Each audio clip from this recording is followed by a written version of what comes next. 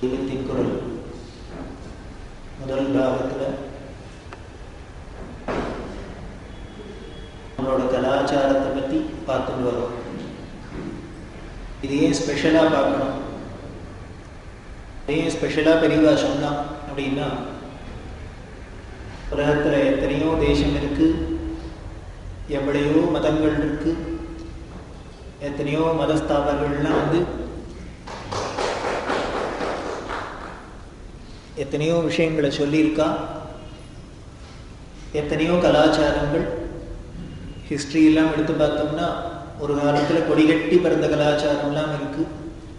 ஆனால் இன்னைக்கு அதோட ட்ரேஸ் கூட தெரியாத வெறும் புஸ்தகத்தில் படிக்கிறாப்புல இருக்கு. இப்படி இருக்கிற விஷயங்களுக்கு நடுப்புற இந்த பாரத தேசமும் இந்த சனாதன தர்மமும் இதில் உள்ள கலாச்சாரம் மட்டும் இன்னும் ஜீவகலையோடையே இருக்கு.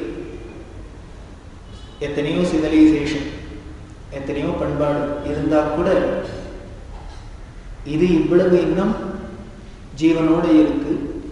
அதுல ஒரு ஆச்சரியம் என்ன அப்படின்னா, இந்த தர்மத்துக்கு இந்த கலாச்சாரத்துக்கு ஒரு இடைஞ்சல் வந்தாப்புல வேற எதுக்கும் வந்ததும் கிடையாது. இத்தனை ஒரு எதிர்ப்பு, இத்தனை ஒரு இடைஞ்சல், இத்தனையும் தாண்டி இது உயிரோட இருக்கு, இது ஷாகாத இன்னும் இருக்கு அப்படின்னா எப்படி? அப்போ வேற எதுலையும் இல்லாத ஏதோ ஒண்ணு இதுல இருக்கிறதுனால தான் இது இருக்க முடியுது அப்படின்னு தெரியுது. அதைத்தான் முன்னால் இந்த சாப்டர்லயே நாம பார்த்தோம். அந்த ஜீவனை தூக்கி பிடிச்சுன்னு நிற்கிறது பண்பாடு, கலாச்சாரம். ஒரு உயிர் இருக்கணும் அப்படின்னா அதுக்கு ஒரு தேகம் வேண்டிருக்கு, ஒரு தேகம் இருக்கணும்னா அதுக்கு ஒரு உயிர் வேண்டிருக்கு. ரெண்டும் ஒன்னோட ஒண்ணு சேர்ந்து இருந்தால்தான் ஒரு விஷயமா இருக்கு. இது தனியா இருந்தாலும் விஷயமா இல்லை, அது தனியா இருந்தாலும் விஷயமா இல்லை. அது மாதிரி இந்த தர்மத்துக்கு இந்த கலாச்சாரம் பண்பாடுங்கிறது ஒரு சரீரம் மாதிரி அதை ரட்சிச்சுன்னு வருது. அந்த பண்பாட்டை பற்றி நாம பார்த்துட்டு வரோம். ஸ்பெஷலாக இருக்கு இந்த பண்பாடு, இந்த கலாச்சாரம். அதுல பார்த்துட்டு வரத்தே நாம வாக்கை பற்றி பார்த்தோம். போன மாதம் சத் சங்கத்தில் வாக்கோட பயன் என்ன, வாக்குனா என்ன? பேச்சு, வார்த்தைகள். இந்த பேசுற சக்திங்கிறது மனுஷனுக்கு மட்டும் இருக்கு. ஈஸ்வர பிரசாதமா மனுஷனுக்கு மட்டும் கொடுத்துருக்காரு. எத்தனையோ கோடி ஜீவராசிகள்ல நிறைய எல்லாத்துக்கும் வாயை கொடுத்துருக்காரு, நாக்கை கொடுத்துருக்காரு. இன்னும் மனுஷனுக்கு இருக்கிறத விட பெரிய வாயா நாய்க்கு இருக்கு, மனுஷனுக்கு இருக்கிறத விட நாக்கை விட பெரிய நாக்கா இருக்கு. இப்படி நம்மளை விட பெருசா வாயி நாக்கெல்லாம் இருந்தா கூட பேச முடியாத இருக்கு. ஆனால் மனுஷனுக்கு மட்டும்தான் பேசுறதுங்கிற ஒரு சக்தியை கொடுத்துருக்காரு. அப்போ ஸ்பெஷலா நமக்கு ஈஸ்வரன் கொடுத்த ஒரு கிஃப்டை எப்படி யூஸ் பண்ணணும், என்ன லட்சியத்துக்கு கொடுத்தார். மொத்தட்ட ஒரு சாமானை கொடுக்குறோம்னாலே ஏதோ ஒரு நம்ம ஒரு தீர்மானத்துல ஒரு லட்சியத்தோடு தான் அடுத்த வாழ்க்கை கொடுக்குறோம். சார் இதை கொஞ்சம் வச்சுங்கோ அப்படின்னா என்ன அர்த்தம்? இது வேற எங்கேயானு வச்சா காணா போயிடும், இதுல ஏதோ விஷயம் இருக்கு, இதை பத்திரமா வச்சுக்கணும் அப்படிங்கிறது தானே அதோட லட்சியம். ஸோ அவர் கொடுத்தவர் என்ன லட்சியத்துக்கு கொடுத்துருக்காரோ அதைப்படி நாம அதை பாதுகாக்கலைன்னா என்ன ஆயிடுங்க, கொடுத்தவருக்கு நம்மள்கிட்ட கோபம் வரும். அவர் பெரியவராக இருந்து நம்ம சின்னவராக இருந்தா கோபம் வரும் இல்லையா? நம்ம பெரியவராக இருந்தா அவர் சின்னவராக இருந்தா வருத்தம் வரும். ரெண்டுத்துக்குள்ளே ஏதோ ஒன்று வரணும். இதுல ரெண்டுத்துக்குள்ளே எது வந்தாலுமே டேஞ்சர் தான்.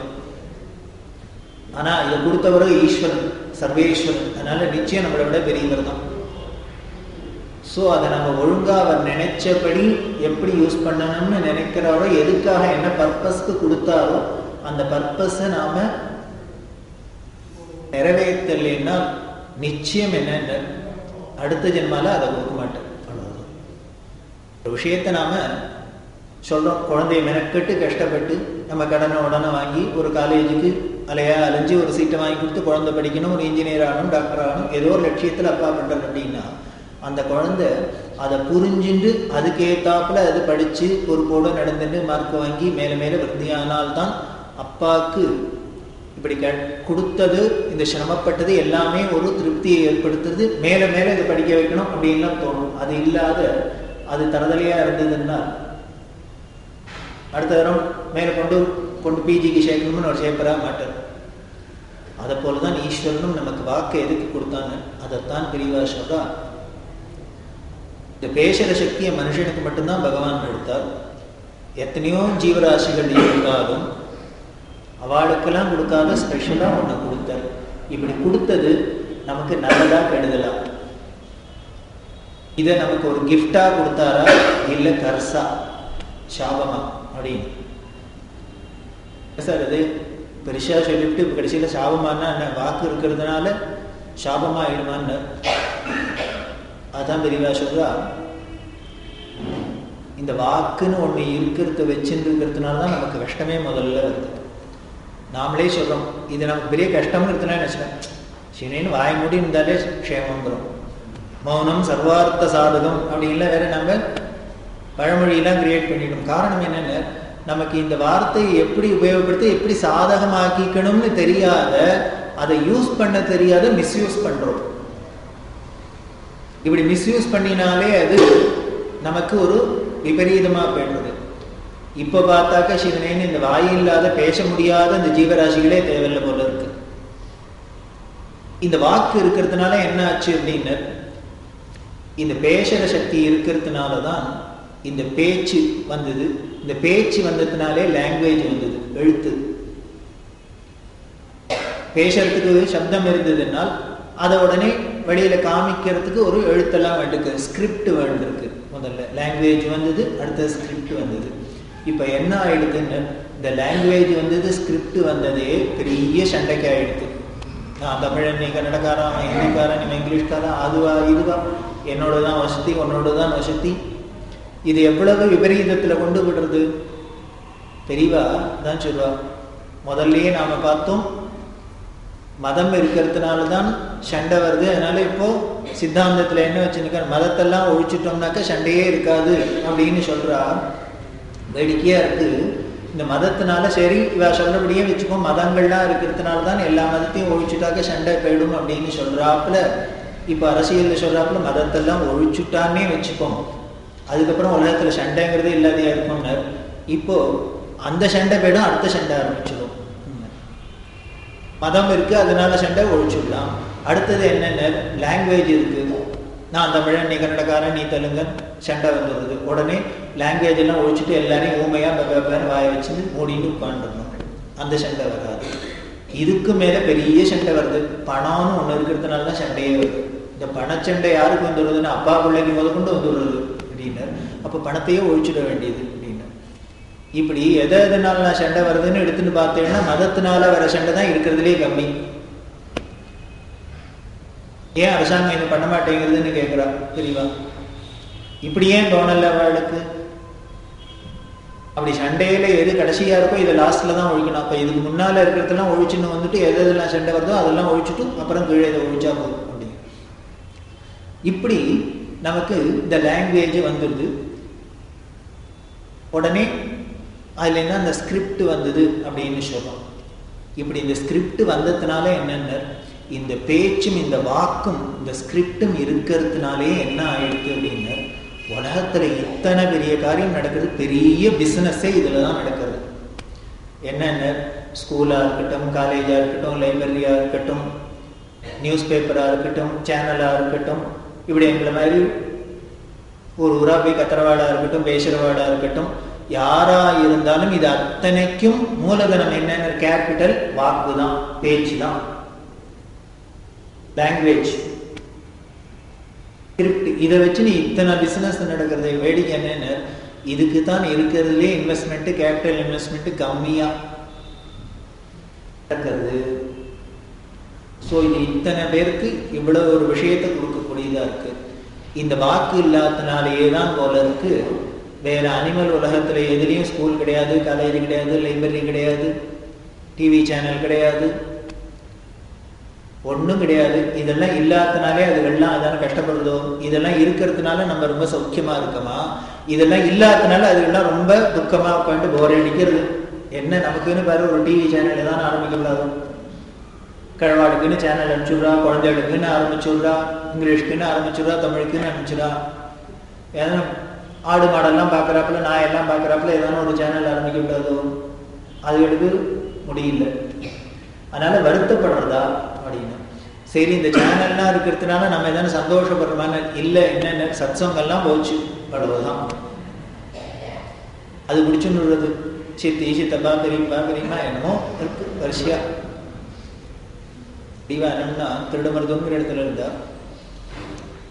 ஆந்திரால பெரிய வித்வான் பண்டிதர், மகா பண்டிதர். அவர் ராமேஸ்வர யாத்திரை வந்தவர் பெரியவா திருடமருதுல இருக்கான்னு மத்தியார்ஜனத்துக்கு வந்து தரிசனத்துக்காக வந்தார். எதேச்சியா அப்படி ராமேஸ்வரம் போயிட்டு திரும்பி ஆந்திராவுக்கு போற பெரியவா இங்க இருக்கான்னு கேள்விப்பட்டு வந்தார். அடிக்கடி வரவர் மடத்துக்கு. என்ன சாட்சியில் நீங்க என்ன வந்திருக்கள் திடீர்னு அப்படின்னு. இல்லை போற வழியில ஏதோ இருக்கான்னு சொன்னா அதனால வந்தேன் அப்படின்னு. சரி, ராமேஸ்வரம் போனேன், திரும்பி போயின்னு இருக்கேன், அப்படியே ஒரு தரிசனம் பண்ணிட்டு போலான்னு வந்தேன் அப்படின்னு. நீங்க வந்ததுதான் வந்து நல்ல வேளை, நான் என்னமோ நினைச்சுட்டே இருந்தேன், நீங்க வந்துட்டு எனக்கு ஒரு ஒத்தாசை பண்ண முடியுமா அப்படின்னு. அவர்கிட்ட என்ன பெரியவா இப்படி எல்லாம் சொல்லி ஆர்டர் பண்ணணும், உத்தரவு பண்ணணும், காத்து நிற்கேன். ஒரு 2 நாள் 4 நாள் நீங்க தங்கலாமா அப்படின்னு. எனக்கு ஒன்றும் அப்படிலாம் அவசரம் இல்லை, பெரியவா எப்படி சொல்றாளோ என்ன சொல்றாளோ எந்த நாளுக்கோ கைங்கரியம் பண்ணி போறோம் அப்படின்னு. அவர்கிட்ட கேட்டா, உங்க ஊர்ல சினிமா உண்டோ? அது கோதாவரி ஜில்லால ஒரு கிராமத்தை சேர்ந்தவர். அவர் பார்த்தார். அவருக்கு முதல்ல சந்தேகம் வந்துடுத்து, என்னமோ ஏதோ கைங்கரியானா ஏதோ வேத சதஸ்திரத்தை சொல்ல போறாரு, அதுவாக இருக்குது. இப்போ திடீர்னு என்னது ட்ராக்கே மாறுது. அவருடனே என்ன பண்ணினார், அது இல்லாத தானே ஒரு ஊர் இருக்குமோ அப்படின்னு. கோயில் இல்லா ஊர்ல குடியிருக்க வேண்டாம்னு சொன்னா, ஆனா இப்ப என்ன மாத்தணும்னு, சினிமா தேட்டர் இல்லாத ஊர்ல குடியிருக்க வேண்டாம்.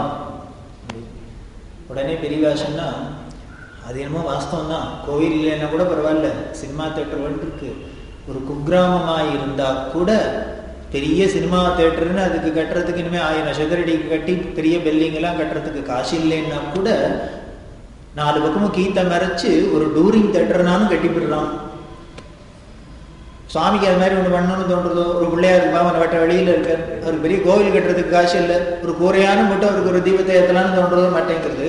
ஆனால் சினிமாவுக்கு மட்டும் ஒன்றும் இல்லைனாலும் மலையில பரப்பியானும் அதுலையானும் உட்கார்ந்துட்டு ஒரு 8 முழம் வேஷ்டியானும் வெட்டி அதில் ஒரு சினிமாவை காமிச்சுடணுங்கிற அளவுக்கு இது இப்படி ஒரு அத்தியாவசியமாக ரொம்ப அவசிய அனுஷ்டானத்தில் ஒன்றா ஆயிடுத்து. அதனால இது எல்லா இடத்துலையும் இருக்கு, தேசம் முழுக்களும் இது வந்துடுத்து அப்படின்னு. உங்க ஊர்லேயும் அப்படிதான் இருக்கா அப்படின்னு. இல்லை, எங்கள் தமிழ்நாட்டில் தான் அப்படி இருக்கு, உங்கள் ஆந்திராலையான அப்படிதான் இருக்காங்க. உங்கள் தமிழ்நாடே தேவையில்லை, எங்கள் ஆந்திராவில். நாங்கள் என்ன அவளுக்கு இன்னும் கோவிலே கிட்டி இல்லை யாரும் ராமராகிருஷ்ணராக வந்துட்டாக்க அவ்வளோதான், கும்பாபிஷேகம் தான். அப்படி இன்னும் பெரிய அனுஷ்டானம் வசத்தியாக இருக்கு. இந்த கதையெல்லாம் வந்தது. சரி, எதுக்கு சொன்னேன், என்ன கைங்கரியம் அவர் பார்த்துன்னு கேட்டு அதெல்லாம் இருக்கட்டும், இப்போ என்ன கைங்கரியம் பண்ணணும். இது நான் மடத்துலேருந்து 4 பேரை அனுப்புகிறேன், ஒரு காரு வைக்கிறேன், நீங்கள் போங்க. அவள் உங்களுக்கு இங்கே தெரியாத ஊர்லாம் அவள் அழிச்சுன்னு போ, ஒரு கிராமமாக போங்க. போனால் இங்கே காரில் போகணும் அப்படின்னா அந்த டெக்னிக்ஸ் எல்லாம் வந்து சைக்காலஜி டெக்னிக்ஸ் அப்படின்னாக்க பெரியவாள்கிட்ட தான் கற்றுக்கலாம். கிராமத்துக்குள்ள நீங்கள் சாதாரணமாக ஏதாவது போனேன்னா அவள் அட்ராக்ட் பண்ண முடியாது. அவளை சொல்றன்னு ஒரு கார் எடுக்கித்தானே உடனே எல்லாரும் ஓடி வந்துடும். ஏன்னா காரை பார்த்தது திடுன்னு உடனே ஓடி வந்துடும். சிட்டிக்குள்ள கார் வந்தோடனே யாரும் கவனிப்போமா மாட்டோம். சிட்டிக்குள்ள வரதே என்ன பண்ணணும்னா வேற டிஃபரெண்டாக வரணும். அதனால தான் இவர் எங்கே போனாலும் நடந்து போயிருந்தார். சிட்டிக்குள்ள போகிறதே எல்லாரும் பிளேன்ல போகிறத இவர் மட்டும் நடந்து வர்றாருன்னு ஒன்று எல்லாரும் எட்டி வைப்பாடு இல்லையோ. அதனால எங்கே எப்படி பண்ணினா சரியா வருங்கிறத தெரிஞ்சுக்கணுங்க. அதனால காரில் போ, அந்த காரில் போய் இறங்கினோன்னு அந்த கூட்டம் கூடிடும். ஏன்னா இவர் சொல்லாத கொள்ளாத போகிற இனிமேல் நான் முதல் நாளே துண்டு பிரஷரத்தை கொடுத்து அனௌன்ஸ் பண்ணி அப்படின்லாம் பண்ணக்கூடாது. இது நெல் அப்படின்னு சரி இறங்கிடணும். இறங்கிட்டு நீ என்ன பண்ணு, எல்லாரும் சினிமா பார்க்காதீங்கோ, மனசு கெட்டு போயிடும். ஏற்கனவே கலியில் நமக்கு காமக்குறதும் ஜாஸ்தியாக இருக்கு, அதனால சினிமா பார்க்காதீங்கன்னு சொல்லு. காரில் ஏறிட்டு அடுத்த ஊருக்கு போ, அடுத்த ஊரில் இதையே சொல்லுங்க. அவர் பார்த்தாரு, என்ன ரொம்ப இருக்குது, இதை சொல்றதுக்கு 1000 ரூபாய் செலவழிச்சுன்னு காரை வச்சுன்னு போனா நான் சொல்றது அவர் சொன்ன பெரியவா உத்தரவை என்ன பண்ணாலும் கைங்கரியம் பண்றேன். ஆனால் என்னை விட்டு எதுக்கு சொல்கிறான்னு தெரியல. உங்கள் தமிழ்நாட்டுக்காராலே இருக்கிற அவளை சொல்ல சொல்லக்கூடாதோ? நானோ எனக்கோ தமிழில் சொல்ல தெரியாது, அவளுக்கோ தெலுங்கு புரியாது. அதனால் நான் என்ன தெலுங்குல தான் சொல்ல முடியும், சினிமா பார்க்காதீங்கன்னு. அவளுக்கோ புரிய போகிறதுல எதுக்காக சொல்லணும்னு கேட்குறேன் அப்படின்னு.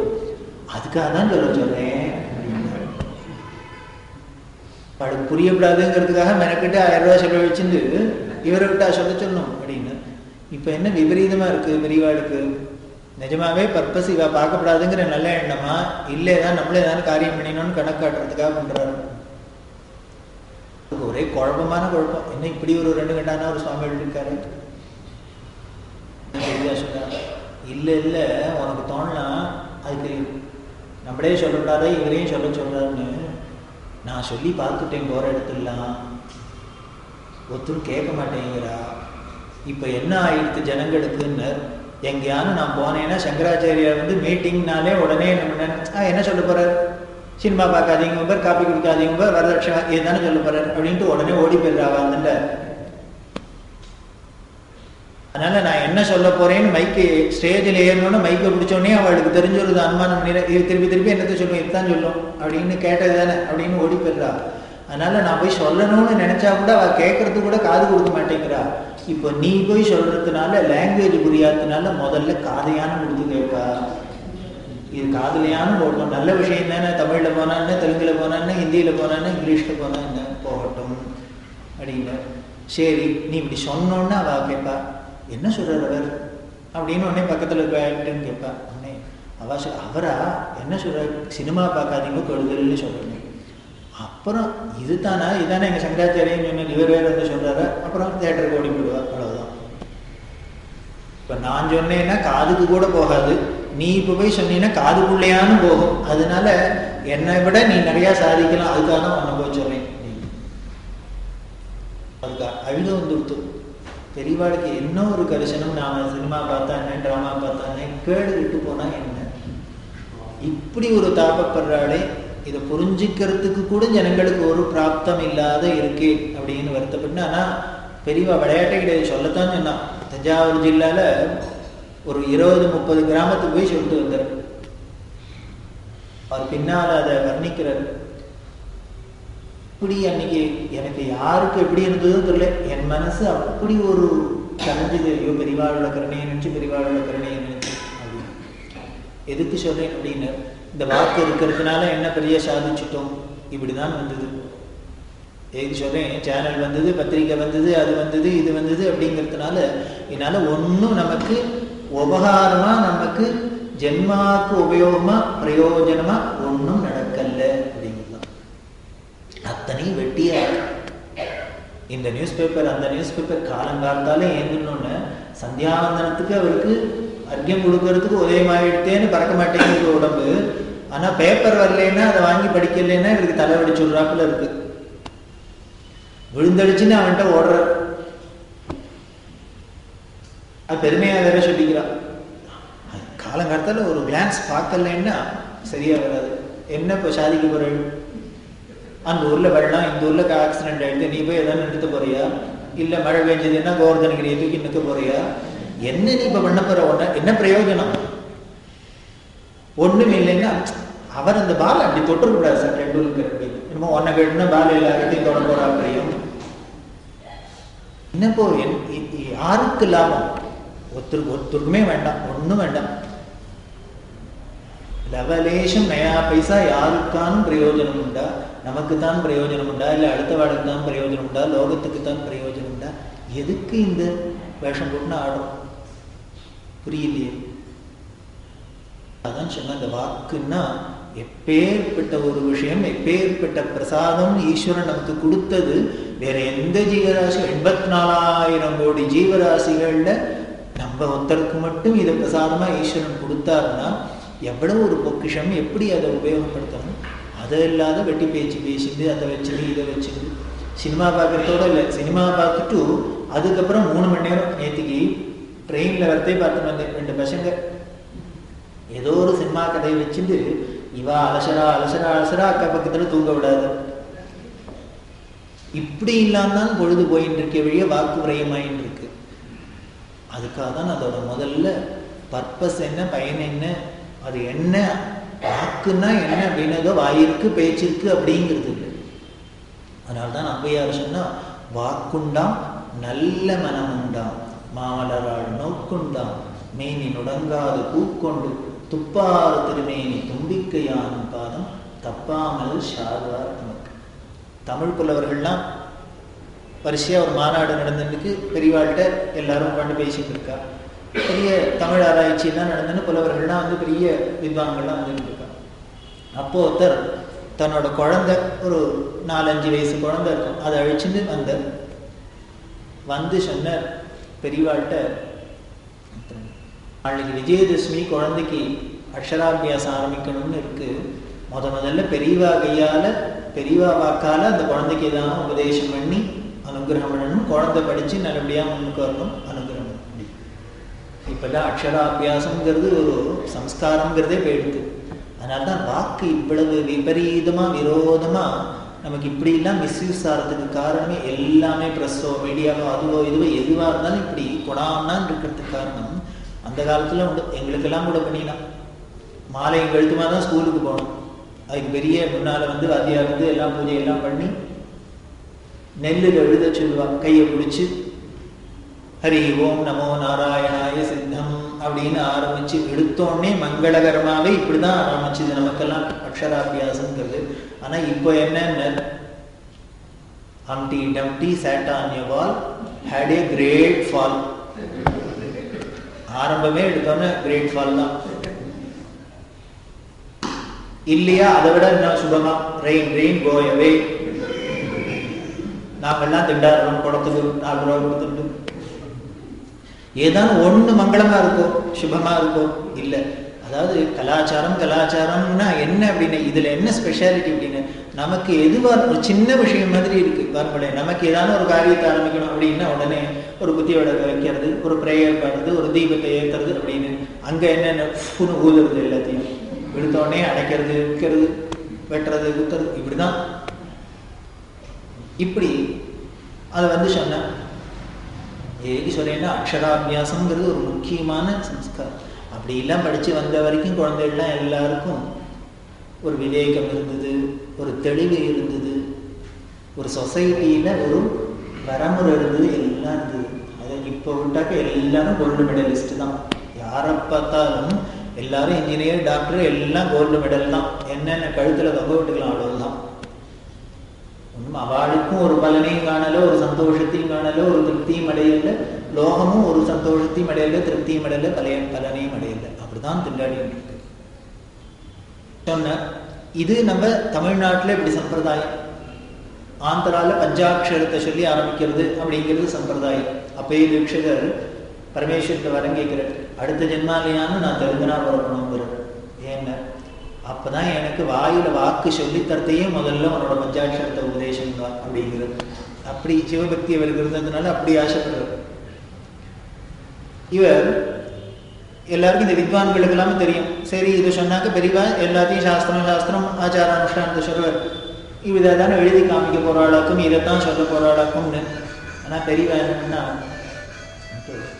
அப்படியா சரி அப்படின்னா இந்த குழந்தைய உட்காந்துச்சா, நான் சொல்றேன் நீ திருப்பி சொல்றியா அப்படின்னா இந்த குழந்தைகிட்ட உடனே ஆரம்பிச்சா, வாக்குண்டாம் வாக்குண்டாம் நல்ல மனம் உண்டாம் நல்ல மனம் உண்டாம் இப்படின்னு இந்த ஸ்லோகத்தை சொன்னான். இது சொல்லி அந்த குழந்தைய திருப்பி சொல்லி அக்ஷராபியாசம் ஆயிடுது. இதுல சொன்னபடி ஔவையார் பிரார்த்தனை பண்ணபடி இந்த குழந்தைங்க எல்லாம் கிடைக்கணும், போய் ஸ்கூல்ல செய்யும். பார்த்து இந்த தமிழ் புலவர்களுக்கெல்லாம் என்ன ஆச்சுன்னு ஒரு மாதிரி ஆயிடுது. அவளுக்கு என்னன்னா எப்பொழுதுமே இந்த வேஷம்லாம் வரும், சமஸ்கிருதம் தெலுங்கு, சமஸ்கிருதம் தமிழ் அப்படிங்கிறது ஒரு அதுல ஏகப்பட்ட கலர்லாம் அதுக்கு கொடுத்து வச்சிருக்கோம். அதனால அவ நினைச்சு இந்த இவர் உடனே சமஸ்கிருதத்துல தான் ஏதோ சொல்ல போறாருன்னு தெரியவா என்னம்னா நேர் ஆப்போசிட்டா தமிழ் உபதேசத்தை பண்ணிட்டா. இது பண்ணினா அவளுக்கெல்லாம் ஒரே ஆச்சரியம். உடனே தெரியவா சொல்றா, அக்ஷராபியாசம்னா இதையும் சொல்லலாம் இல்லையோ அப்படின்னு. ஏன்னா முதல்ல பிரார்த்தனையே ஒரு படிப்புன்னா என்ன, வாக்குன்னா என்ன, வாயை திறந்தா எதுக்கு திறக்கணும் அப்படிங்கிறத ஔவையார் 2 லைன்ல சொல்லிட்டா இல்லையோ. அதனால பாட்டி சொன்னதை தானே கேட்கணும். நான் அதுல இருந்து ஒரு புலவர் அவர் இந்த நிகழ்ச்சியை சொல்றதை எழுதியிருக்க அவர் சொல்றது நிஜமாவே அன்னைக்கு நாங்க தமிழ் புலவர்னு பேரு பண்டிதான பேரு பெரிய தமிழை நாங்களா தான் வளர்க்கணும்னு வச்சுங்க. எங்க வீட்டு குழந்தைகளுக்கு கூட இதை சொல்லி கொடுத்து இன்னி வரைக்கும் பாடம் ஆரம்பிச்சது இல்லை, அக்ஷராபியாசம் ஆரம்பிச்சது இல்லை. முதல்ல பெரியவாழ்ல தான் பார்த்தோமே இதை சொல்லி அக்ஷராபியாசம் ஆரம்பிக்கலாம் அப்படின்னு. அழகாதன்மா கேட்கிறா வாக்குண்டா அப்படின்னா இந்த மகாகணபதிய போய் அவன் காலில் என்ன பண்ணணும்னு தும்பிக்கையான் பாதம் ஷார்வார் தமக்கு. யாரு அந்த தும்பிக்கையானோட பாதத்தை போய் நமஸ்காரம் பண்றாளோ, வெறுமனை நமஸ்காரம் பண்ணல, ஒரு பூவை எடுத்து போட்டுட்டு நமஸ்காரம் பண்றாளோ, அதுக்கும் எப்படி பண்ணணும்? இனிமே பிள்ளையாருக்கு பூ போடணுங்கிறதுக்காக இனிமே நம்ம 1000 ரூபாய்க்கு பூவை வாங்கி அங்க போய் இங்க அலைஞ்சு கோயம்பேடு மார்க்கெட்ல திண்டாடி நீ ஒண்ணும் பண்ண வேண்டாமா. என்ன பண்ண மேனி நுழங்காது பூ கண்டுபிடி அல்டிக்காதுங்கிற அதுதான் ஔவையார். இந்த வள்ளுவருக்கும் ஔவையார் வாக்குக்கும் என்ன ஒரு ஸ்பெஷல், பெரியவா ரசிச்சு ரசிச்சு ரசிச்சு ரசிச்சு அப்படி ரசிப்பா. பிள்ளையாருக்கு பூஜை பண்ணினா போறோம், ஒரு பூவை போட்டு நமஸ்காரம் பண்ணா கிடைக்கும்னு சொல்லக்கூடாதோ. இது என்னன்னா மேனி நுடங்காது பூ கொண்டு அல்ட்டிக்கெல்லாம் அல்ட்டிக்காத, சும்மா கையில கிடைக்கிற பூ. பிள்ளையார் சதுர்த்தி பார்த்தேன்னா அப்படிதான் இருக்கு. ஏகம் சதி பத்திர பூஜை, புஷ்ப பூஜை, 21 பத்திரத்தினால பூஜை, புஷ்பத்தினால பூஜை. இப்படி நம்ம பிள்ளையாரோட பெருமையை தான் முதல்லயே பார்த்துட்டோம் ஆரம்பத்திலேயே. அவருக்கு என்ன பூன்னு கையில கிடைக்கிற பூ கிடைக்கலையா, இலையான கிடைக்கும் அதையான விட்டேறியவர் மேல அடி. மேனி நுடங்காது பூ கொண்டு துடி கூட அல்ட்டிக்காத ஸ்ட்ரெயின் பண்ணிக்காத. இனிமே பிள்ளையாருக்கு பூஜை பண்ண போறேன் அப்படி 108 குழந்தை பண்ணு அத்த பண்ணு வீடு முகல் கூத்தடிக்கிறாரு. அத்த பண்றேன் இந்த பண்ணு பிள்ளையார் வேண்டாம் பெருமாள் வேண்டாங்கிறாப்புல பண்ணிட்டு கூடாது. இப்ப நம்ம அடிக்கிற கூத்துல ஆத்துல இருக்கிறவளுக்கு என்ன பண்ண சாமி மேல கோவம் வந்துடும் ஆரம்பிச்சுட்டாரோ இல்லையோ. இருக்கிற பிராணம் போறது, இந்த கிருஷ்ணர் பொறப்பானே கோகுலாஷ்டமின்னா நம்ம பிராணம் போறது அப்படின்னு. ஏன் ஒண்ணும் இல்லை, கடையில வாங்கி தான் நைவேத்தியம் பண்றா, அதுக்கே இவ்வளவு என்னமோ அந்த காலம் மாதிரி அடிச்சு கரைச்சு முழுக்க சுத்தி எல்லாம் பண்ணினாப்புல வச்சா மட்டும் அப்புறம் நன்னா உள்ள போறது. அதனால சுவாமி மேல இருக்குங்கிற அதனாலதான் பாட்டி இல்லையா அவளுக்கு தெரியாதுன்னு எத்தனை பொம்மனாட்டியை பார்த்துருப்போம். அதனால சொல்ல மேனி நுடுங்காது அல்ட்டாத சத்தம் போடாத. என்ன பண்ணி தர பிள்ளையா இருக்கு, நீ இனிமே அத்தை கொண்டா ஒண்ணும் வேண்டாம், இருக்கிற ஆத்துல மஞ்சப்பொடி இருக்குல்லையோ குடிச்சு வை. அஸ்மா ஹரித்ராம் வா சுமுகம் மகாணவன் தியாயாமி போடு, இருக்கிற புஷ்பத்தை போடு கையில். இப்படி மேனி நுடங்காது பூக்கொண்டு அவன் எப்பேற்பட்டவன், துப்பார் திருமேனி செக்கச்சவேன்னு இருக்கிறவன், சிவந்த திருமேனி, தும்பிக்கையான் பாதம் தப்பாமல் ஷார்வார். இதுல ஒரு வார்த்தையை போட்டா பதப்பிரயோகம். இப்படி பண்றத என்ன பண்ணும்னு, எனக்கு ஏதோ ஆபீஸ் லீவு நாள்ல தான் டைம் இருந்தாதான் பண்ணுவேன்னு பண்ணக்கூடாதான். தப்பாமல் ஷார்வார், எனக்கு ஒரு நாள் தப்பக்கூடாது. நீ சாப்பிட்றது தப்புலையோ தூங்குறது தப்புலையோ என்ன பண்றது தப்புலையோ தெரியாது. இந்த பிள்ளையாருக்கு ஒரு புஷ்பத்தை போறது நமஸ்காரம் பண்றது பூஜை பண்றது மட்டும் விடக்கூடாது அப்படிங்கிற தப்பாமல் ஷார்வார் தமக்கு. பெரியவா இது இத்தனையும் பெரியவா வியாக்கியானம் பண்ணினதுதான். அவருமே 2 லைனை கொடுத்துட்டா போறோம் அவ்வளவுதான். அது சொல்ற ஏன்னா அங்க சொன்னா முதல்ல சொன்னா மேனி நுடங்காதுன்னு அல்ட்டிக்காத பண்ணுங்கோன்னா, இப்படி அல்ட்டிக்காத பண்ணுங்கன்னா எல்லாருக்கும் ரொம்ப அலட்சியம் வந்துருக்குறதுன்னு அடுத்தது என்ன பண்ண பெரிய விஷயமா ஒரு தூக்கி தலையில வச்சுட்டாங்க. தப்பாமல் ஷார்வார் நமக்கு, மிஸ் பண்ணாத இதை பண்ணினால் உனக்கு என்ன கொடுப்ப வாக்குண்டா. வாக்கு கொடுத்துருக்க, அது எப்படி இருக்கும்னு நல்ல வாக்கா இருக்கும். வாயை திறந்தாலே முத்து தான் சார் வருது, அப்படி இருக்கணும் வாயை திறந்தா. வாக்குண்டா அப்படின்னு. இந்த வாக்கு எப்படி நல்ல வாக்கா வரும்? இன்புட்டு எங்கேயோ ஒழுங்கா இருந்தா தானே அவுட்புட்டை ஒழுங்கா எடுக்க முடியும். நான் கண்ணாப்பினான்னு எதையான ஃபீட் பண்ணிட்டு அப்புறம் எடுத்து பார்த்தாக்க வேற ஏதோ வருது அப்படின்னா அதுதான் வரும். ஸோ இப்போ வெளியில வருது வாக்குங்கிறது இப்போ அவுட்புட் ஆயிடுது, வெளியிலேருந்து வரணும். இப்போ வெளியிலேருந்து இது நல்லதா வரணும்னா இதுக்கு உள்ளுக்குள்ள ஏதோ ஒண்ணு நல்லதா இருக்கணும். என்னென்ன நல்ல மனம் தான். அப்படின்னு உன் மனசு நல்லதா இருந்ததுன்னா வாக்குல நல்ல வார்த்தை வரும். இந்த மனசு நல்லது இல்லாத வாக்க நல்லதா ஒரு நாளும் பண்ணவே முடியாது. இந்த மனசும் வாக்கும் ஒண்ணுக்கு ஒண்ணு சம்பந்தப்பட்டது. முன்னால சாப்டர்லயே பார்த்திருக்கோம். நம்ம ஒருத்தட்ட ஒன்று ஏதாவது பேச போகிறோம்னாலே முள்ளுக்குள்ளே எண்ணம் முதல்ல உதிச்சுடுது. சார் வந்தவனே இதை கேட்கணும் அப்படின்னு நினைச்சின்ற அப்புறம் தான் வந்தப்புறம் நாம டெலிவரி பண்றோமே வெளியே. ஸோ இப்போ என்ன பண்ணணும்னா டெலிவரி பண்றது ஒழுங்கா இருக்கணும்னா உள்ளுக்குள்ள எண்ணம் வரத்தையே அந்த நல்ல எண்ணமா இருக்கணும். நீங்க வந்தா ராமாயணத்தை பத்தி ஒரு சந்தேகம் இருக்கணும், இதை பண்ண அது மாதிரி நினைச்சிருந்தோம்னா நல்லது வரும். இல்லையா நீங்க காப்பி குடிப்பேடா இப்படின்னு எண்ணம் தோணிதுன்னா அதைத்தான் வாயில வார்த்தை வரும். ஸோ அதனாலதான் நீங்க சொன்ன வாக்குண்டம் நல்ல மனம் உண்டாகும். உனக்கு நல்ல மனத்தை கொடுத்துட்டான்னா நல்ல வாக்கா வந்துடும். இது ரெண்டும் வந்தா போருமே என்ன சார், எனக்கு நல்ல மனசுதான் சார் இருக்கு, நான் பேசுறதெல்லாம் நல்லா பண்ணேன், ஆனா நான் படுறாப்புல கஷ்டம் ஒத்துரும் படல, அயோக்கிய பையன் ரொம்ப நன்னா இருக்கான், 2 வீடு கட்டியிருக்கான், 4 காரை வச்சுட்டு இருக்கான், இப்படிலாம் இருக்கான்னு உடனே அடுத்தது வந்துருமோ இல்லையோ. இப்படி வந்து கொடுத்தனாலே என்ன நல்ல மனம் இல்லைன்னு அர்த்தம். எல்லாம் நல்லது தானே பண்றேன், எனக்கு ஒன்றும் நல்லது நடக்கலையே, எல்லாம் யாரெல்லாமோ என்னெல்லாமோ பண்றா, வாழ்க்கெல்லாம் நல்லது நடக்கிறேன்னா எனக்கு நல்ல மனம் இல்லைன்னு அர்த்தம். அதனாலதான் சொன்னா என்ன பண்ணார், நல்ல மனசு இருக்கு நல்ல வாக்கு இருக்குன்னு மாமலரால் நோக்குண்டாம் அப்படின்னா. மாமலர்னா மகாலட்சுமி, பெரிய தாமரை போல உட்கார்ந்து இருக்கிறவ யாரு, மகாலட்சுமி அப்படின்னா. அவளோட லக்ஷ்மி கடாட்சம் உண்டாதான் நோக்குண்டாம். அவ பார்ப்பலாம், நீ வந்துட்டாடான்னு பர்ஸை திறந்து பார்க்க வேண்டாம், அப்பப்போ பாஸ்புக் எடுத்து பார்க்க வேண்டாம், குமிஞ்சுன்னு இருக்கும். என்னன்னு மாமலர் அவனே பார்த்துட்டு இருக்கும் 24 மணி நேரம் கடாட்சம். என்ன ஐயோ இவ்வளவு நல்ல மனசு இருக்கே, இப்படி நல்லா பேசுறானே, இவ்வளவு நல்ல மனசு இருக்கே, இவ்வளவு நல்லா பேசுறானே, அவ சந்தோஷப்பட்டுன்னு ஒன்ன பார்த்துட்டு இருக்கும். ஒரு நல்ல மனசுங்கிறது ஒரு நல்ல வாக்குன்னு இருந்தா நம்ம அப்புறம் எந்த ஐஸ்வர்யத்தையும் தேடிட்டு போக வேண்டாம். ஐஸ்வர்யம் நம்மள்டே இருக்கு, நம்மளை தேடிட்டு வருது. இதைத்தான் சொல்ற வாக்குண்டாம் நல்ல மனம் உண்டாம் மாமலரால் நோக்குண்டாம். இதை அடையணும்னா எவ்வளவு பெரிய கஷ்டப்படணும், எத்தனை தபஸ் பண்ணணும், எத்தனை புண்ணியம் பண்ணியிருக்கணும். ஆனா அதுக்கு தான் சொன்ன இதை அடையணுமா மேனி நுடங்காது போக்கொண்டு துக்காத்தன். ஒரு பூ விட்டறிஞ்சிட்டு போயிட்டே இது இத்தனையும் அப்படின்னா வாக்குன்னா இவ்வளவு முக்கியமா இருக்கு, இவ்வளவு பலன் இருக்கு அப்படின்னா அதை எவ்வளவு நாம ப்ரிசர்வ் பண்ணிக்கணும், எவ்வளவு ஜாக்கிரதையா யூஸ் பண்ணணும். பொக்கிஷம் எப்போ பொக்கிஷம்னு தெரியும்னா வாக்கால பேச முடியாதவாட கேட்டா தெரியும் இதோட பலன். நமக்கு இருக்கு, பூட்டு இல்லை, சாத்து இல்லை, ஏதோ என்ன வேணா எப்போ வேணா திறக்கலாம் விடலாம்னு இருக்கும், அதனால நமக்கு தெரியல. அது மனசுல அவளுக்கு ஒரு வாக்கு இல்லாத உண்மையா இருக்கிறவளுக்கு மனசுல என்ன ஒரு தாபம் இருக்கும், என்ன ஒரு எக்ஸ்பிரஸ் பண்ண முடியாத அவ மனசுல எத்தனை எண்ணங்கள்லாம் வரும், அதை எப்படி இல்லாம தவிப்பா.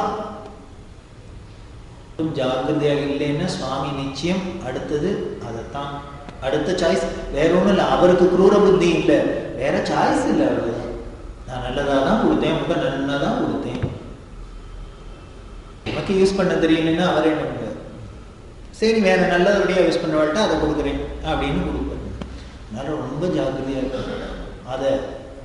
அதனால்தான் மௌனம் அப்படிங்கிறது அவ்வளவு ரொம்ப முக்கியமா சொல்லிக்கிறதுக்கு காரணம் என்னென்ன, இப்படி நல்ல வாக்கா வரணும், நல்ல மண்ணம் வரணும்னா முதல்ல அதை யூஸ் பண்றதை குறைச்சுட்டே சிக்கனமா இருக்கணுங்கிற அதை பார்த்தோம். சிக்கனம்னா ஏதோ காசு பணத்துல சிக்கனம்னு இல்லை, பேச்சுல முதல்ல சிக்கனமா இருக்கணும், அதையும் தாண்டி எண்ணத்துல சிக்கனமா இருக்கணுங்கிற. இந்த எண்ணத்துல சிக்கனம் இல்லாததுனால்தான் மீது எல்லாமே சிக்கனம் இல்லாத போகும். இவர் வேலைக்கு போய் 10 ரூபா சம்பாதிக்கிறதுக்கு முன்னாலே 1000 ரூபாய்க்கு லிஸ்ட் போட்டுரு, இத்த வாங்கணும், அத்தை வாங்கணும், இத்த பண்ணணும், அத்தை பண்ணணும். இந்த எண்ணத்துல சிக்கனம் வந்துடுதுன்னா வாக்குல சிக்கனம் வந்துடும், செயல்ல சிக்கனம் வந்துடும், எல்லாம் சிக்கனம் வந்துடும். இப்படி எல்லாமே அளவோட சிக்கனமா இருந்துடுதுன்னா பிரச்சனை எல்லாம் ஒண்ணும் இல்லாத போயிடும், நமக்கு ஆனந்தம் தான் மிஞ்சும். அதுதான் சொல்றோம். அதனால இந்த மனுஷனுக்கு வாச்சது இந்த வாக்குங்கிற வாக் விலாசம். அதனால தான் வாக் தேவதை, வாக் தேவதை, வாக் தேவதை அப்படின்னா அதை ஏன் அவ்வளவு பெருசா சொல்லணும்னு, சரஸ்வதியை எப்படி நமக்கு ரூபப்படுத்திருக்கு, உருவகப்படுத்திருக்கு. எல்லாம் ஏதோ என்னமோ அவ சேர்ந்துன்னு ஏதோ கற்பனையில விட்டாப்புல, ரீல் விட்டாப்புல, புருடா விட்டாப்புலாம் ஏதோ சொல்லிட்டு இருக்கா இல்லையா. ஒண்ணும் இல்லை. சரஸ்வதினா இப்படிதான் இருக்கணும் அப்படின்னா அவ என்ன வெள்ளை புடவை தான் கட்டிட்டு இருக்கணுமா, வெள்ளை தாமரை மேலதான் உட்காந்துருக்கணுமா, இப்படிதான் என்னமோ சொல்லணும். இது அத்தனைக்குமே பெரிய தாற்பயம் இருக்கு. வாக்கு இருக்கணும், இவ வாக்கே இவளோட சொரூபம், வாக் தேவதை. அந்த வாக்கு எப்படி இருக்கணும்னா வெள்ளை வெள்ளையேன்னு சுத்தமா இருக்கணும். இந்த வெள்ளையா இல்லைன்னா என்ன, அவர் எதை கொடுத்தாலும் உடனே ஒரு கலர் கொடுத்துடுறாரு சார். அவர் பேசுறதே ஒரு கலர் கொடுத்துடுறாங்கிறோம். ஸோ இப்போ கலர் கொடுத்தாலே விபரீதம். ஸோ அதனால கலரே கொடுக்கூடாது. நம்மளோட வாக்கு மனசுல என்ன சத்தியம்னாலே என்ன அப்படின்னு அதுக்கு டெஃபினேஷன் சொல்றது சாஸ்திரம். மனசுல என்ன இருக்கோ அது அப்படியே வெளியில வார்த்தையா வரும். அதுதான் இதுதான் சத்தியம். சத்தியசந்தன் சத்தியசந்தன் அப்படின்னா என்னென்ன அவளுக்கு இதைத்தான் சொல்ற வள்ளலார் என்ன சொன்னார், உள்ளொன்று வைத்து புறமொன்று பேசுவார் உறவு கலவாமை. ஐயோ அந்த உறவு கூட எங்க மாமாக்கு ஒன்றுட்ட சித்தப்பான்னு கூட அந்த உறவு கூட கலந்துடாதுங்கிற காரணம் என்னென்ன, எங்கேயோ சுத்தி கித்தி கலந்தாலே உனக்கு ஒட்டிடுவாங்க. நல்லது இருந்தா லேசில் ஒட்டாது. இந்த கெடுதல் மட்டும் எங்கேயானும் இருந்தா கூட போறோம், அது உடனே அடுத்தது ஃபாஸ்டா வந்து பிடிச்சிடும். ஊர்ல யாருக்கோ ஒருத்தருக்கு ஜனம் வந்துன்னா ஊர் முழுக்கல வந்து, ஊர்ல யாரோ ஒருத்தர் சத் சங்கத்துக்கு போறான்னா அத்தனை பேரும் போகக்கூடாதோ போக மாட்டேங்கிறாங்க, வராது. அதனாலதான் சொல்ற உள்ளொன்று வைத்து புறமொன்று பேசுவா உறவு விடவே வேண்டாம். அந்த உறவு கூட என்கிட்ட கலர் சம்பந்தம் கொடுத்துடாது. பயப்படுற யாரு மகான்கள்லாம் பயப்படுறா. மனசுல ஒண்ணும் வெளியில ஒண்ணும் இருக்குது. அப்படி வெள்ளை விளையேன்னு இருக்கணும். அதனால்தான் சரஸ்வதி வெள்ளையா வெள்ளை வஸ்திரத்தை கட்டிட்டு இருக்கா. அவ இருக்கிற தாமரப்பூ கூட எப்படிங்க வெள்ளாமரையா தான் இருக்கு. பூ எதுக்காக தாமரப்பூ மேல உட்கார்ந்து பூ புஷ்பத்தோட குணமே மென்மையா இருக்கிறது தான். ஒரு அம்மா ஏறி இத்தனை பெரிய வேணையை வச்சுன்னு ஒரு பூ மேல உட்காந்துட்டேன்னா அந்த பூவால தாங்க முடியுமாங்க? நசுங்கி போயிடாது, சட்னி ஆயிடாது. ஆனா இவ உட்கார்ந்து இருக்கா. அப்ப கூட என்னென்ன இவ இத்தனை பெரிய ஆகுது, அவ உட்கார்ந்து இருந்தா கூட அவ்வளவு லைட்டா இருக்கு. அப்படின்னா என்னென்ன கல்மஷம் இல்லாத இருக்கு, கனம் இல்லாத இருக்கு. நம்மளோட வாக்கு வெண்மையா இருந்தா போறது, மென்மையா இருக்கணும். அதனாலதான் நீங்க உட்காந்து இது ரெண்டும் இருந்தா போறாது. என்ன சுஸ்வரமா வீணாநாதம் மாதிரி இருக்கணும். அதனால கையில வீணையை வச்சுருக்க வேற தேனை வச்சுருக்க கூடாதாங்க. சுஸ்வரமா வேணும் சார். அவர் பேசிட்டா கேட்டுட்டே இருக்கலாம் சார். என்ன கச்சேரி மாதிரி இருக்கு, சங்கீதம் மாதிரி இருக்கு அப்படின்னு சொல்றது இல்லையா? எதை பார்த்தாலும் நம்ம நல்லதுதான் சொன்னா கூட சன்னியாசம் பண்ணும், ஆத்த பண்ணி இதை பண்ணி எதையும் மிரட்டவே கூடாது. அது சொல்றதுலயே கேட்கிறவனுக்கு கேட்டுதான் இதப்படி நடக்கணுங்கிற ஆசை வராப்புல பண்ணிடணும். அப்படி சுஸ்வரமா இருக்கணும். ஸ்ருதி தப்பக்கூடாது. வீணாகாரத்துக்கு என்னென்ன ஸ்ருதி தப்பக்கூடாது. ஸ்ருதி தப்பக்கூடாதுன்னா இங்க என்னென்ன வேதம் ஜனத்தை தப்பக்கூடாது. அந்த ஸ்ருதி தான். அதனாலதான் முக்கியம். அப்படி இருக்கணும். அவ ஸ்படிக மாலையை வச்சுருக்கா, புஸ்தகத்தை வச்சுருக்கா. ஸ்படிக மாலைக்கு என்னென்ன ஸ்படிக தொடங்கணும், டிரான்ஸ்பரண்ட். இங்க இருக்கிறது அந்த பக்கம், நடுப்புற அது இருந்தா கூட இந்த பக்கம் இருக்கிறது அந்த பக்கம் தெரியும். அது மாதிரி உன்னோட பக்கம் இருக்கணும். புஸ்தகத்தை ஏச்சுக்காங்க இப்படி இல்லாத இவ்வளவு லைட்டா இருக்கணும், அத்த இருக்கணும் அப்படின்னா பிசி பிசின்னு அவர் என்ன சொன்னாலும் காதலையும் வாங்காது போயிட்டா என்ன அச்சடிச்சாப்புல சாசனம் பண்ணினா கூட இருக்கணும். சொன்னா அது ஒருத்தரால மீற முடியாது சார் அப்படிங்கிறாப்புல இருக்கணும். இத்தனை வாக்குங்கிறது எப்படிலாம் இருக்கணுங்கிறத நமக்கு சொல்லாத காமிக்கிறதுக்கே சரஸ்வதினு ஒரு தேவதை ரூபம். இப்படி இந்த பாவத்தோட ஒரு சரஸ்வதியை பார்த்தோம். அதுக்கப்புறம் நம்மளோட பாவமே தனி சரஸ்வதிட்ட. அப்ப ஏற்பட்டா எங்க போய் உட்காந்துருக்கான பிரம்மாவோட நாக்குல உட்கார்ந்து இருக்காங்க. இவளுக்கு இடம் எங்கன்னா நாக்குல இருக்கா? ஏன் இடம் இல்லையான்னு வேற சத்தியலோகத்துல வேற ஏதாவது பிரபலம் கட்ட முடியலையா அவருக்கு? ஏன்னு வச்சாங்க பிரம்ம சிருஷ்டியில யாருக்கெல்லாம் நாக்கு இருக்கோ அவளுக்கு அத்தனை பேருக்கும் இப்படி எல்லாம் இருக்கணும். பேசக்கூடிய அத்தனை பேருக்கு வாக்கு முக்கியம். அந்த வாக்கோட பிரயோஜனம் கடைசியில சொல்லத்தை பெரியவாக முடிக்க போறா. அதுல எப்படி முடிக்கிறா அப்படின்னு அப்படி நம்மளோட வாக்கோட பிரயோஜனம் எப்படி இருக்கணும் அப்படின்னு அந்த நாம பண்ற வாக்குனால சொல்றதுனாலயோ எழுதுறதுனாலயோ எதுனாலையும் நமக்கும் ஒரு பிரயோஜனம் இருக்கணும், அடுத்த வாழ்க்கும் ஒரு பிரயோஜனம் இருக்கணும். அந்த பிரயோஜனம்னா என்னென்ன ஜென்மா இல்லாத கடதேற்றிக்கிறது. இதுதான் பரம பிரயோஜனம். பரம பிரயோஜனம் பரம பிரயோஜனம் அப்படின்னு இந்த மனுஷ ஜென்மா எடுத்ததோட பிரயோஜனமே என்னென்ன அதைத்தான் இங்க சொல்றா. சரி இனிமே அனிமல்ஸுக்கெல்லாம் வாக்கு பேச முடியலன்னாலும் அதனால கஷ்டம் இல்லைங்கிறோம். நமக்கு வாய் இருக்கு, பேச முடியுது, ஆனா கஷ்டம் ஜாஸ்தியா இருக்குங்கிறோம். இப்ப என்னதான் பண்ணணுங்கிற அதுக்கு பெரியவா சொல்றது, இப்போ வாக்கு அதுகளுக்கு பேச முடியலன்னாலும் இந்த பேச்சினால ஒரு கஷ்டம் வரலன்னா கூட ஒன்னே ஒண்ணு இருக்கு, பயம் இருக்கு. எல்லா அனிமல்ஸ்க்கும் பயம் உண்டு. பாம்பு சீரிண்டு வருதுன்னா நம்மளை கடிக்கிறதுக்காக வரல, நீ அடிச்சுட போறேங்கிறதுக்காக அந்த படம் எடுத்து பயன்படுத்துறது. நேச்சுரலி பார்த்தேன்னா பாம்பு ரொம்ப பயந்த சுபாவம். கால் சத்தம் கேட்டாலே ஓடி போயிடும். அந்த அதை பார்த்தோம்னு செய்யறதே, படத்தை எடுத்து காமிக்கிறது, இவன் ஏதாவது தடியால ஓட்டுற போறானோங்கிறது பயந்து தான் அதை தூக்குறது. அதனால மாடு முட்டை வருது அப்படின்னா வேற ஒன்றும் இல்லை, நீ எதையான மெட்ட போறேங்கிறதுக்கு அவனை கொம்ப காமிக்கிறது.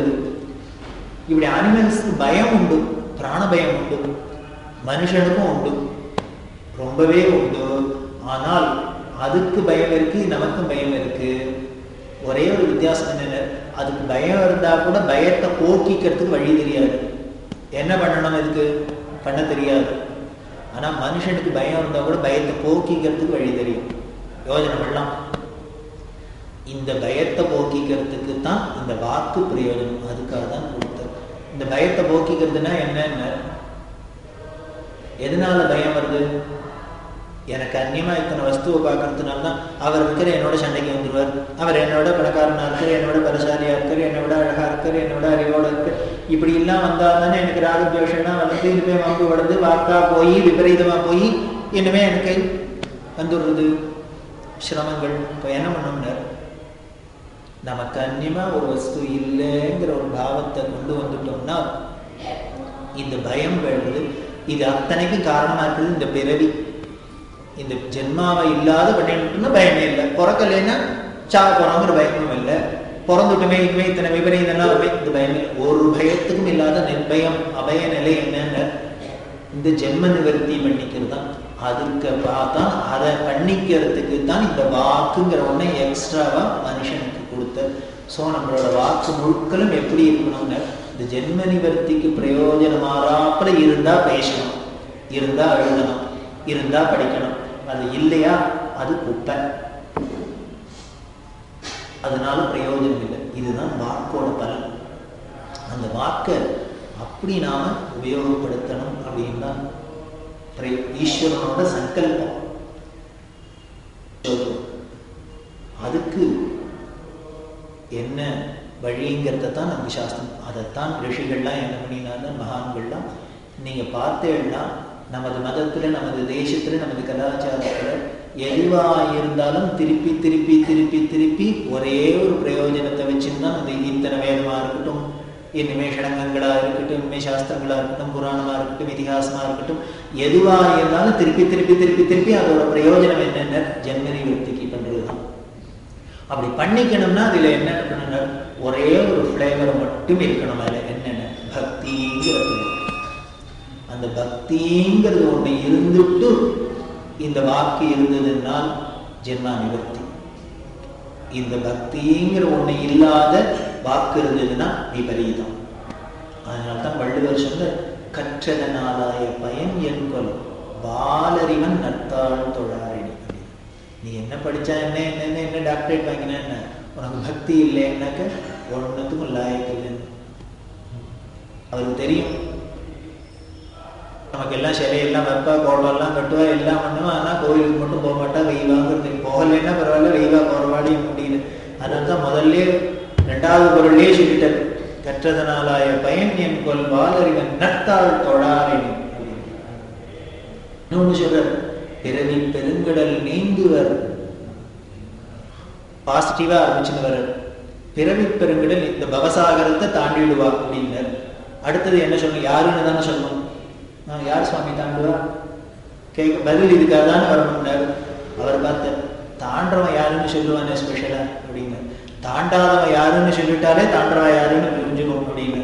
அதனால என்ன நீந்தார் இறைவனடி சேர்ந்தாதார். முதல்ல நீந்துவர்னு முடிச்சுட்டு அடுத்து நீந்தார் இறைவனடி சேர்ந்தாதாருங்கிற அப்படின்னு. அவன்கிட்ட பக்தி இல்லாத ஒரு நாளும் கரையேற போறது இல்லைங்கிற அப்படின்னு. எந்த ஒரு விஷயத்தையும் ரொம்ப பக்தாள்னா பவசாகரத்தை தாண்டிடுவா சார் அப்படின்னா நமக்கு ஒன்றும் இம்பேக்ட் சரியா இருக்க மாட்டேங்குது. இதுதான் நெகட்டிவ் அப்ரோச் அப்படின்னு சொல்லி சைக்காலஜில என்ன பண்ணுவாங்க, எந்த ஒரு விஷயத்தையும் குழந்தைகிட்ட பண்ணுன்னா லேசில் பண்ணாது, பண்ணினா பாரு அப்படின்னா உடனே முதல்ல பண்ணும். சந்தியாவனம் பண்ணின அப்புறம் ஜாகிரதை அப்படின்னா மறுநாள்லேருந்து சந்தியாவனம் சந்தியாவனம் பண்ண ரொம்ப நல்லது அப்படின்னா அந்த நல்லதை நீ தான் வச்சுக்கோ போகணும். அது மாதிரி பிறவி பெருங்கடல் நீந்தாரிலே பக்தி இல்லைன்னா அதோ வெள்ளம். அதனாலதான் இவ என்ன சொல்றாங்க, அந்த பக்திங்கிறது மனசுல நல்ல மனசு அப்படின்னா அதுக்கு பேர் தான் நல்ல மனசு. அப்படின்னா நல்ல மனம்டா மாமல்லர் கொண்டான லிங்க் பண்ணுவானே, எனக்கு நல்ல மனசா இருந்தாக்க வேற யாரையும் என்ன பார்க்க மாட்டாங்க, அந்த மகாலட்சுமி தான் பார்ப்பாங்க. ஆமா, அப்ப பாரு இவன் லட்சுமி நாராயணன் சொல்லிட்டே இருக்கான், அதனால அவதான் பார்ப்போம். என்னடா அது நம்ம அப்படியானே கூப்பிட்டுருக்கானேன்னு உடனே அவ பார்க்க ஆரம்பிச்சிடுறா.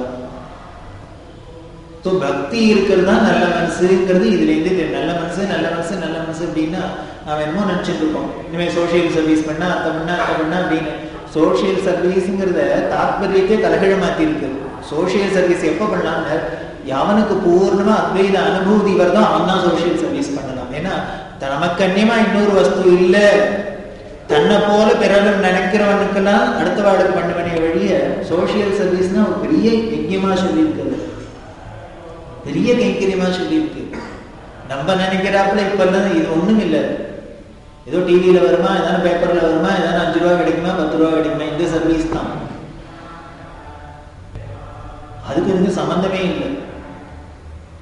அப்படி நமக்கு அந்த பக்தி இருக்கணும். பக்தியோட இருந்துடுத்துனா தானே பக்தாளுக்கு என்ன வரும், 24 மணி நேரம் வாயில வாக்கு, ஏதான வேற ஏதாவது புடவையை பற்றி பேச போறாளா, இல்லை நகை நட்டை பற்றி பேச போறாளா, விலைவாசி ஏறி இருக்குன்னா வயலான இந்த பக்தாளான சத்சங்கத்துல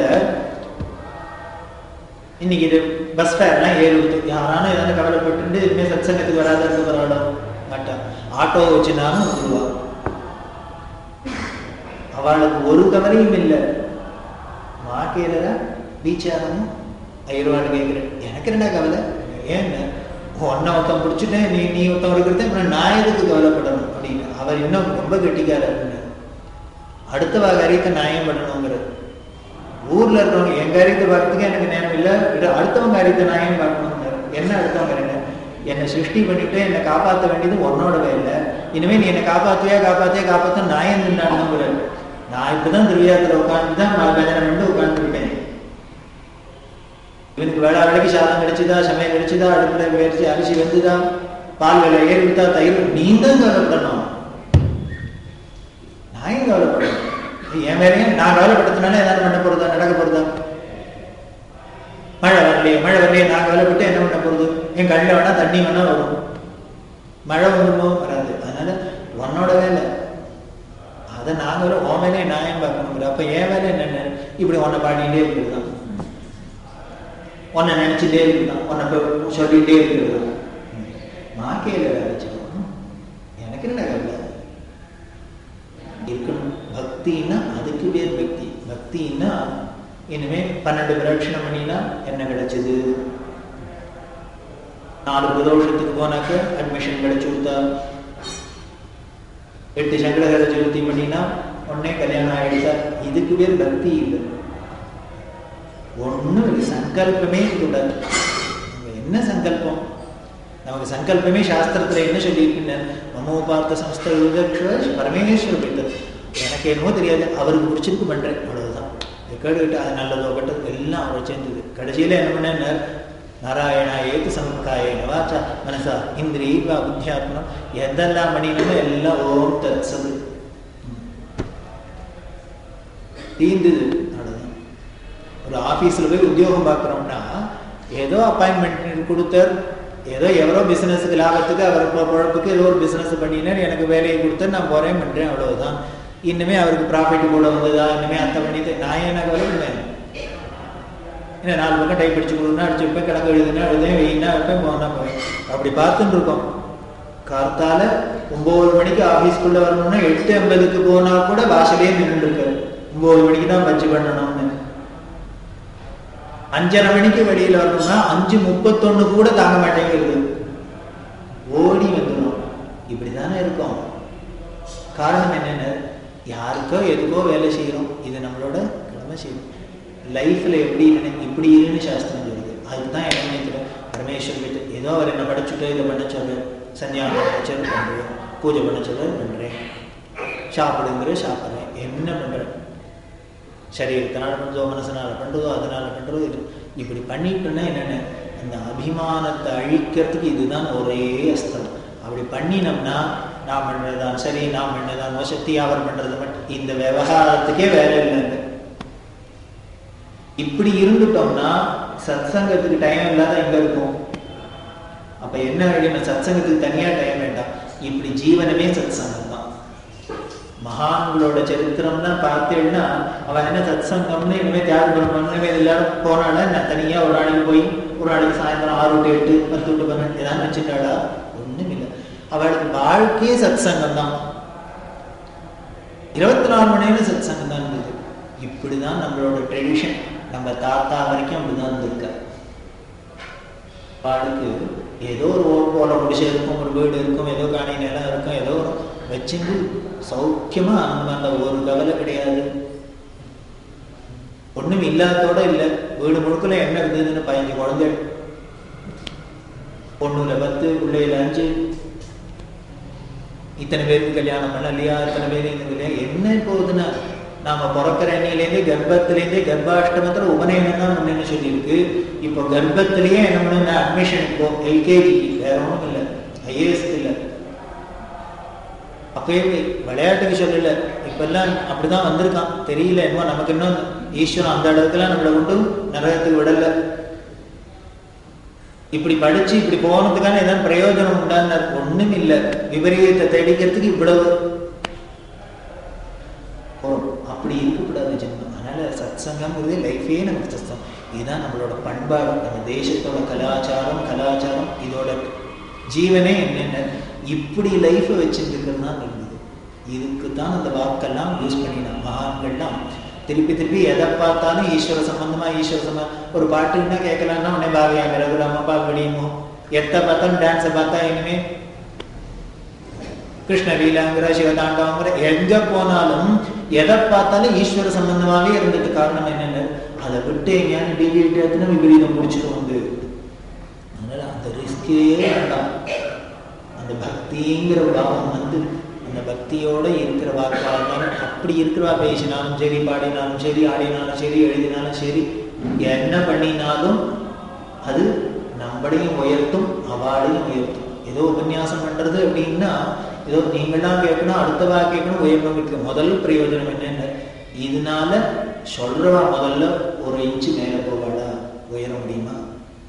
இது வந்துடுத்துனாலே கூட லிஃப்ட் என்ன பண்ணோம்னா, லிஃப்ட்ல ஏறி உட்காந்து முதல்ல அது மேல போகணும். போனா ஏறி உட்காந்து எத்தனை பேர் இருந்தாலும் மேல போய்டுறா. இப்படிதான் இருக்கணும் பரம பிரயோஜனம். அதுதான், அதைத்தான் தெளிவா சொல்ல வாக்கோட பிரயோஜனம் அப்படின்னு. இது நமக்கு சித்திக்கணும் அப்படிங்கிறதுக்காக தான் அந்த வாக் தேவதை அப்படின்னு அதை நாம் ஆராதிக்கிறோம். அந்த வாக்கோட பிரயோஜனமே நமக்கு ஜென்ம நிவர்த்தி தான் அப்படின்னு சொல்லி இந்த வாக்கோட பலனை சொல்றா. இதுக்கும் மேல இந்த சப்தங்கள்லாம் எப்படி வெளியில வந்தது, ஏதோ நமக்கு இனிமே வாக்குன்னு ஒண்ணு இருக்கு, லாங்குவேஜ்னு வந்தது, ஸ்கிரிப்ட்னு வந்தது, லிபின்னு வந்ததுலாம் சொல்றோம். இதெல்லாம் எப்படி வந்தது அப்படிங்கிறத நாளைக்கு பார்க்கலாம். நமக்கு எல்லாருக்கும் தெரிஞ்ச விஷயம்தான், ஆனா ஆச்சரியமா இருக்கும், ஓ இதுதானா அப்படின்னு தெரியாத இருக்கும். அப்படி சொல்லி எங்கே இங்க வந்தது, எப்படி வந்ததுங்கிறதுலாம் அதை நாம சொல்றோம். அந்த சொல்லுக்கும் பயனுக்கும் என்ன அப்படின்னு சொல்றோம். சொல்லும் பயனும் அப்படின்னு ஆரம்பிச்சு ஒரு வாக் அர்த்தம், வாகர்த்தாவித சம்பிரத்தோ வாகர்த்த பிரதிபந்தையே ஜெகத பிதரோ வந்தே பார்வதி மகாகவி சொன்னான் இல்லையா. அந்த பார்வதி ஈஸ்வரனும் சுவாமி முன்பாடு எப்படி இருக்கான்னாரு, என்ன வாக்கு அர்த்த மாதிரி இருக்கு. காளிதாசன் ஓமைக்கு காளிதாசன்னா என்ன, நாமளா இருந்தா சொல்லுவோம் மலரமணம் மாதிரி இருக்கா, பூங்காய் மாதிரி என்ன, எதெல்லாம் வாடி போகுமோ விட்டு போகுமோ இது அத்தனையும் சொல்லுவோம். ஆனா அவன் என்ன சொன்னாங்க, வாக்கு அர்த்த மாதிரியும் இருக்காய அப்படின்னு. இது இல்லாத அது இருக்க முடியாது, அது இல்லாத அது இருக்க முடியாது. அந்த ஈஸ்வர பிரசாதம் எப்படி வந்ததுங்கிறது நாளைக்கு பார்ப்போம். இந்த வாக்கோட பயன் என்ன அப்படின்னு பார்க்கறத விட, இந்த வாக்கு ஒழுங்கா இல்லைன்னா என்ன பயன்கிறத இத்தனை நேரம் ராமாயணத்துல பார்த்துட்டு இருக்கோம். இன்னைக்கு எதேச்சியா வந்தது, இந்த தெய்வத்தின் குரலையும் வாக்க பத்தியே வருது. நான் உள்ள வரத்தையே அண்ணாம சொல்லிட்டே இருக்கிறேன். என்ன இந்த கைகையோட ஒத்தியோட வார்த்தை என்ன விபரீதம்லாம் பண்ணிட்டு கருத்தையும் அப்படின்னு.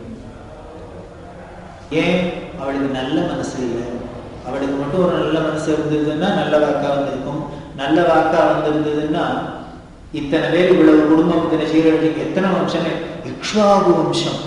அந்த வம்சத்தோட பரம்பரைய இவ்வளவு நீளம் நீட்டுறது ஒண்ணுமில்ல. அந்த ராஜாக்கள் சக்கரவர்த்தி பேரை கேட்டாலே பயமா இருக்கு, ஆச்சரியமா இருக்கு. அப்பேற்பட்ட வம்சத்தை என்ன பண்ண ஒரு நிமிஷத்துல அப்படி தோசை திரி போட்டாலும் போட்டு கேட்டார். என்ன பண்ண ஒண்ணும் பண்ணல, ஒரு ஆயுதம் எடுத்துன்னு வரல, ஒரே வாக்காயுதத்தை தூக்கின்னு வந்தார்.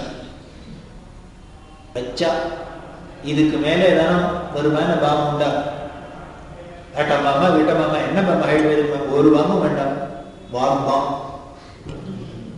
போட்டா. நீங்க எந்த புராணத்தை வேணா இதிகாசத்தை எடுத்து பாருங்கோ, இப்படி ஏதானும் பண்றதுக்குன்னு அது முக்கிய சம்பந்தமா இருக்கு, டேர்னிங் பாயிண்ட் இருக்குது வாக்காதான் இருக்கு.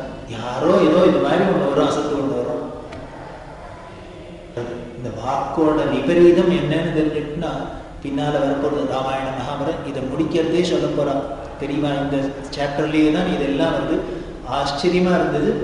இதுக்கு ஏத்தாப்புலயே இங்கேயே ராமாயணம் சப்தா நவாகம் நடக்கிறது, வாக்கை பத்தி எல்லாம் பேசுறது. அதனால வாக்கு எவ்வளவு முக்கியங்கிறது தெரியும். அதுவும் குறிப்பா பொமராட்டிகளுக்கு வாக்கு எவ்வளவு முக்கியங்கிறது ராமாயணத்திலேயே தெரியும். அது குறையா நினைச்சுக்க வேண்டாம். காரணம் என்னென்ன, அவளுக்கு மனசு கள்ளங்கப்படம் இல்லாத மனசு, உள்ள வச்சுக்க தெரியாது, அவ்வளவுதான். திருப்பி திருப்பி வாயில கொட்டிடுவா, வாயில கொட்டிடுவா. பொம்மநாட்டினா ரகசியத்தை பொம்மநாட்டிட்டு சொல்ல உடவிடுவான்னா வேற ஒன்றும் உள்ள வச்சுக்க தெரியாது. இவன் கொஞ்சம் அழுத்தம் வச்சு வச்சு அழுத்தி பண்ண அவளுக்கு வச்சுக்க தெரியல, அதனால உடவி விடுறா. அதை எப்படி விநியோகம் பண்றதுன்னு தெரியாத பண்ணிட்டு எதுவும் மாட்டிட்டு கிடைச்சி. அதுதான் வாக்கோட முக்கியம் அப்படின்னு சொல்லி இந்த மேற்கொண்டு இந்த வாக்குனால வந்த பலாபலன்கள் எல்லாம் சொல்றதுக்குன்னே ஒரு ராமாயணம் இருக்கு. அது அண்ணாக்கு மேற்கொண்டு ராமாயணத்தை தொடர்வார். இப்படி இருக்கிற அந்த வாக்கை நாம எல்லோரும் பிரசாதமா, ஈஸ்வர பிரசாதம்னா என்ன அள்ளியா கொடுப்பார், அதுக்கு ரெண்டு ரெண்டு தான் போடுவா கையில. உடனே கையில ஒத்தின்னு கையில தலையில வச்சு ஆஹா ஒவ்வொன்றும் எல்லாம் சொல்ல முடியும், அப்படிதான் பண்ணணும்னு சொல்லி இதை நாம மேற்கொண்டு முயற்சி பண்ணுவோம். இன்னும் 5 நிமிஷம் சொல்லணும் அப்படிங்கிற, அதனால நாளைக்கு சொல்ல வேண்டியது இன்னைக்கே கொஞ்சம் கடன் வாங்கிட்டு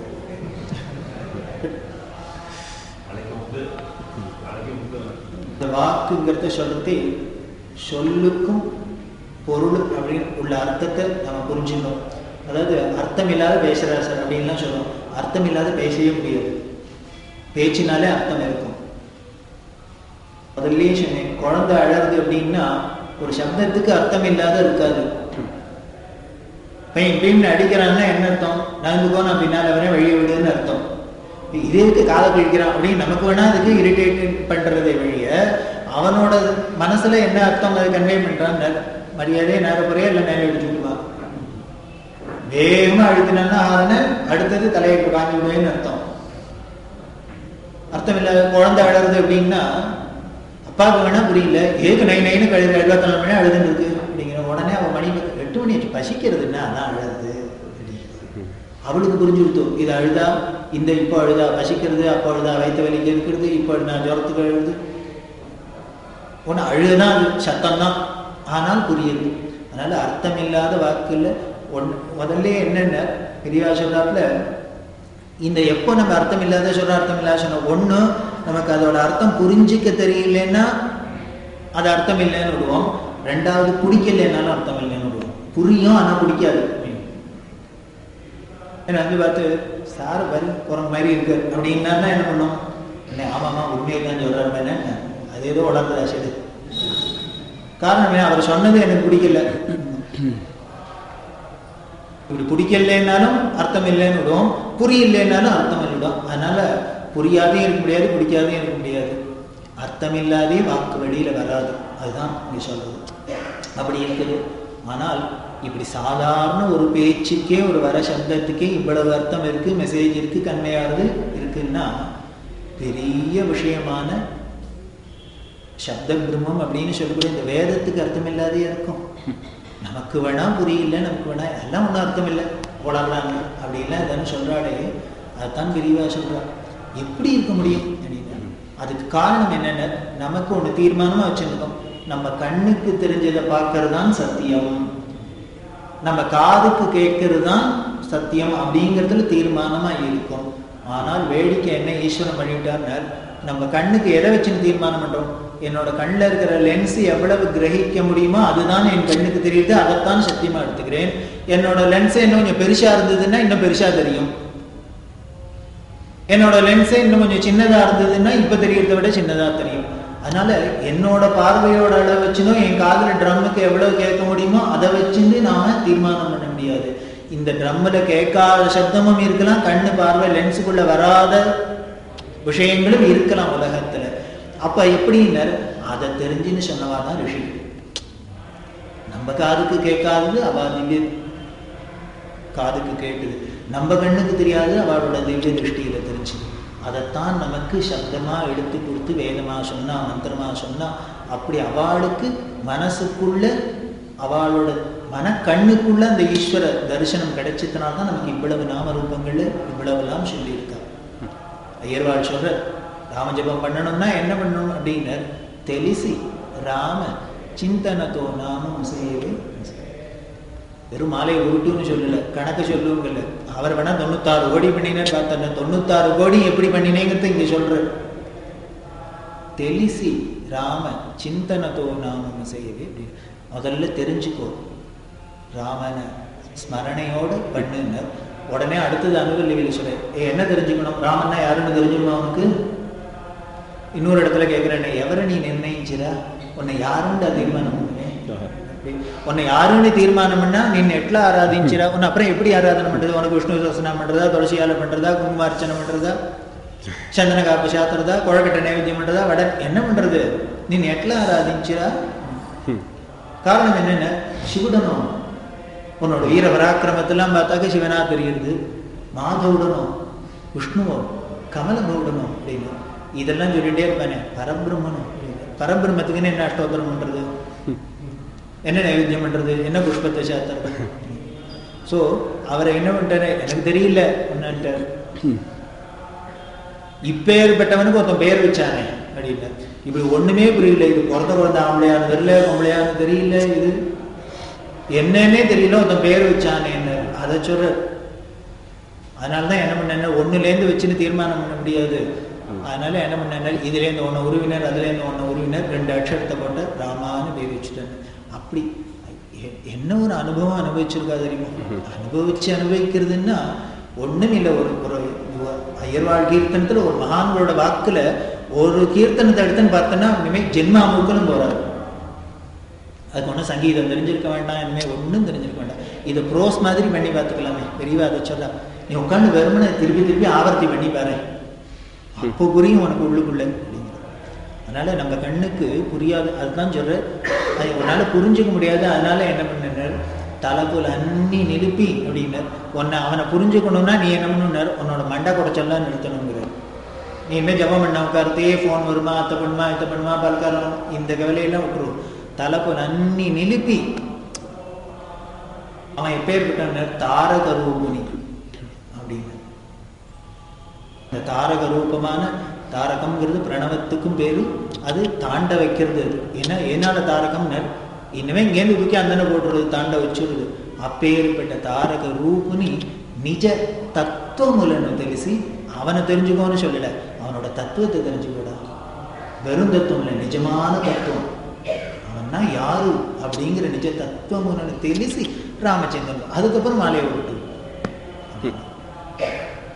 சரணத்துல அதுக்கப்புறம் போற.